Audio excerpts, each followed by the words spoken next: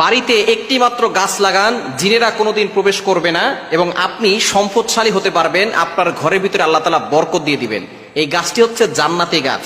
আমাদের বাড়িতে কিন্তু অনেক সময় জিনেরা, দুষ্ট জিনেরা আক্রমণ করে থাকে, অনেক সময় আসর করে থাকে, যার কারণে ঘরে কোনো বরকত থাকে না। একের পর এক মানুষ অসুস্থ হয়ে যায় এবং অনেক সময় জাদুটোনা হয়, কুফরি কালাম হয়ে থাকে। অনেকে জিন পাচার করে মানুষকে ক্ষতি করার চেষ্টা করে। আবার বর্তমান চিকিৎসা বিজ্ঞান এই জিনটা যে আছে এটা বিশ্বাস করতে চায় না। আল্লাহ তাআলা মানুষদের ব্যাপারে একটা সূরা নাজিল করেছে সূরাতুন নাস, আর একটা জিনদের ব্যাপারেও সূরা নাজিল করেছে সূরাতুল জিন। সুতরাং জিন জাতি বলতে কিছু একটা আছে, অদৃশ্য জিনিস, যাদেরকে আমরা দেখতে পারি না। আল্লাহ তাআলা তাদেরকে অদৃশ্য করে রেখেছেন। আল্লাহ তাআলা এই ব্যাপারে কোরআনুল কারীমের ভিতরে আয়াত নাজিল করে দিয়েছেন। ২৭ নম্বর পারা ২ নম্বর পৃষ্ঠার ৫-৬ নম্বর লাইন সূরাতুল জারিয়াতের ৫৬ নম্বর আয়াতে আল্লাহ বলছেন, ওয়ামা খালাকতুল জিন্না ওয়াল ইনসা ইল্লা লিয়াবুদুন, I have created the human and the jinn people to worship only me. আমি মানুষ এবং জিন জাতিকে একমাত্র আমার ইবাদত করার জন্য সৃষ্টি করেছি। সুতরাং জিন জাতি আছে, এটা যদি কেউ বিশ্বাস না করে তাহলে তার ঈমানও থাকবে না। যেহেতু কোরআনের আয়াত এবং আল্লাহ তাআলা নিজে বলে দিয়েছেন, যদি কেউ বিশ্বাস না করে তাহলে তার ঈমান থাকবে না, সে মুসলমান থেকে খারেজ হয়ে যাবে। এজন্য জিন জাতি আছে এবং জিন জাতি মানুষকে ক্ষতি করে। যারা অনেক সময় ভয় পেয়েছেন, বিপদে পড়েছেন, তারা এটা বোঝে। আর যারা এখনো বিপদে পড়ে নাই তারা মনে করে জিন জাতি কিছুই না, এটা মানসিক ভারসাম্যহীনতা। চিকিৎসা বিজ্ঞান যেটা বলে, আধুনিক সায়েন্স, তারা বলে এটা মানসিক ভারসাম্যহীনতা, জিন বলতে কিছুই নাই। এজন্য আমাদেরকে, যারা মুসলমান, তাদেরকে বিশ্বাস করতে হবে জিন জাতি আছে। এই জিন জাতিগুলো কোন কোন গাছে থাকে এটা আগে আমরা জানবো। যেইটি গাছে থাকে, এক নাম্বার হচ্ছে তেঁতুল গাছ। বড় যে তেঁতুল গাছগুলো আছে, আমাদেরকে অনেকে বলে হুজুর অমুক রাতে তেঁতুল গাছের নিচ দিয়ে গিয়েছিলাম, তখন আমাদের অ্যাটাক করেছে, এরকম হয়। বট গাছে থাকে, বড় তাল গাছে থাকে, যে গাছগুলো অনেক বড় হয়ে গেছে, এই গাছগুলোতে জিন জাতি বসবাস করে।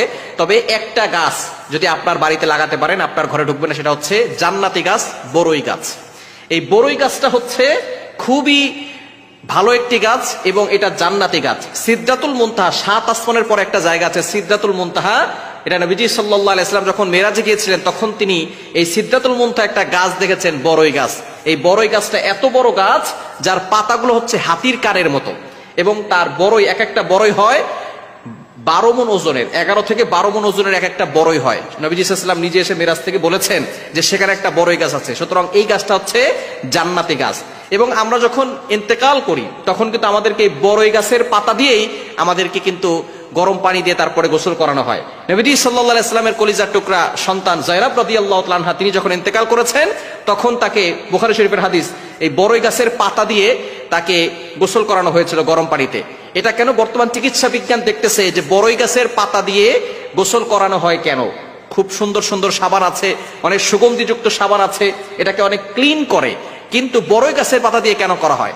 যখন গরম পানির ভিতরে বড়ই পাতা দেওয়া হয়, তখন এই পানিটাকে বড়ই পাতা এতটা ক্লিন করে, অন্য কোনো পাতা করতে পারে না, এবং সাবানও এতটা পরিষ্কার করতে পারে না। এই বড়ই গাছের পাতাটার এতটা গুণ রয়েছে, যার কারণে মৃত্যুর সময় তাকে পবিত্র পানি দিয়ে এবং সুন্দর পরিষ্কার পরিচ্ছন্ন পানি দিয়ে গোসল করানোর জন্য ইসলামের বিধান রয়েছে। চিকিৎসা বিজ্ঞান অবাক হয়ে গেছে যে বড়ই গাছের পাতার ভিতরে এমন কি আছে, যার কারণে নবীজি সাল্লাল্লাহু আলাইহি ওয়াসাল্লাম ১৫০০ বছর আগে কোনো সায়েন্স ছিল না, কোনো টেকনোলজি ছিল না, কোনো ল্যাব ছিল না, তখন নবী সাল্লাল্লাহু আলাইহি ওয়াসাল্লাম বলে গেছে বড়ই গাছের পাতা দিয়া গোসল করানোর জন্য। এখন চিকিৎসা বিজ্ঞান এটা দেখে তারা শেষ পর্যন্ত মুসলমান হয়ে গেছে, বলেন সুবহানাল্লাহ। এজন্য এই বড়ই গাছের পাতার ভিতরে অনেক গুণ রয়েছে, এবং বড়ই গাছটা হচ্ছে বরকতি গাছ। আপনার বাড়িতে যদি থাকে, ইনশাআল্লাহ আপনার ঘরের ভিতরে বরকত আসবে এবং জিনরা প্রবেশ করতে পারবে না। এখন অনেক সময় এমন হয় যে আমরা গান বাজনা এবং এমন ভাবে কুফরির ভিতরে লিপ্ত হয়ে যাই, হারাম কাজ করি, তখন বড়ই গাছের কোনো কাজে আসবে না। আমরা ঘরের ভিতরে এমন সময় এমন কাজ করি, হারাম কাজ। অনেকে বলে হুজুর আমার বাসায় তো বড়ই গাছ আছে, তারপর জিন আসে, ঘরের ভিতরে অন্যায় হচ্ছে, নামাজ হচ্ছে না, অন্যায় কাজ করতেছেন, তখন কিন্তু বড়ই গাছ দিয়ে কোনো লাভ হবে না। এজন্য অবশ্যই নামাজ পড়তে হবে, আল্লাহর ইবাদত করতে হবে, হারাম ছাড়তে হবে, সব সময় পবিত্র পরিচ্ছন্ন থাকার চেষ্টা করতে হবে।